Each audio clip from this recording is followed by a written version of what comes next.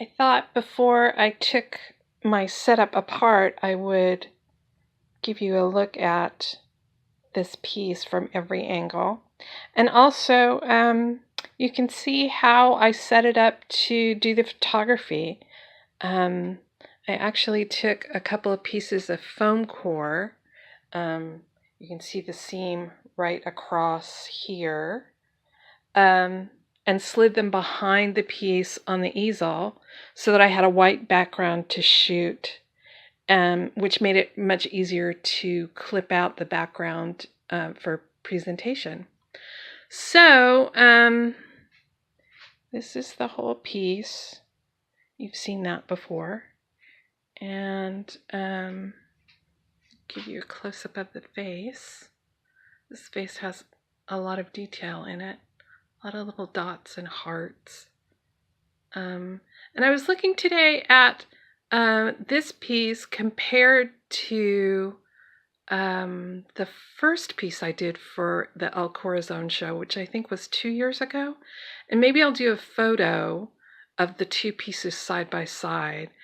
I'm sort of surprised at how different my faces are now and how much progress I've made in just the anatomy of a face. So I feel really good about that. And a little bit of music. That's actually a clip from the sheet music, so that if someone picked up a guitar and played that, they would end up with the melody to the Peter Gabriel song.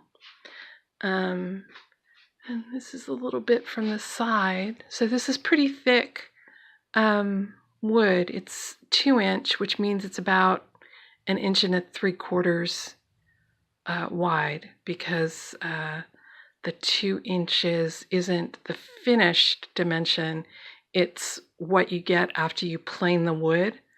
So I always have to remember to measure before I start drawing, because the dimensions like 2 by 10 by 12, it's not 2 and it's not 10, it's an 1 3/4 and 9 3/4 or something like that. So I did these nails by lining up my quilting ruler and doing a dot every inch, and then nailing in on the dot. So they are pretty evenly spaced, although my nailing technique really needs a lot of work. They're very crooked, but that's okay. I kind of bang them into place. So, and here's the book, which I'm kind of wishing that I had done a colored paper just to give the piece a little bit more color, but I still like it. And here we go from the side. I did some artful rolling of pages to create some lift so that it wasn't just a flat book.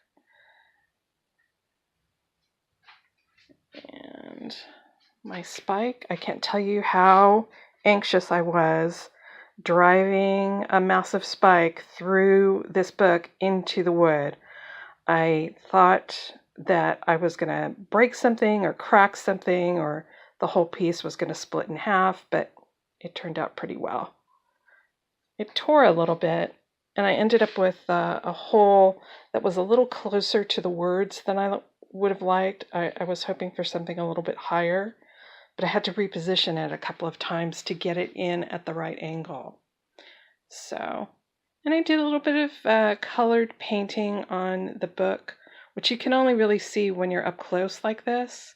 When you're standing far back, it just looks like an off-white book. And then I also did some hangy bits. I found some rings that my mother had given me that are fakes. They look like diamonds, but they're not. So I put those on there. And a skeleton key and a heart charm. And then her hair turns into music down below. And again, it's the melody to the song. And all my little drippy things. I kind of like this whole drip effect. I think I want to be bolder about it next time, and maybe do some pieces on wood that's half this height that are faces that devolve into drips down below, and see what happens. What else can I show you? I think that's all of it. That's my piece, The Book of Love.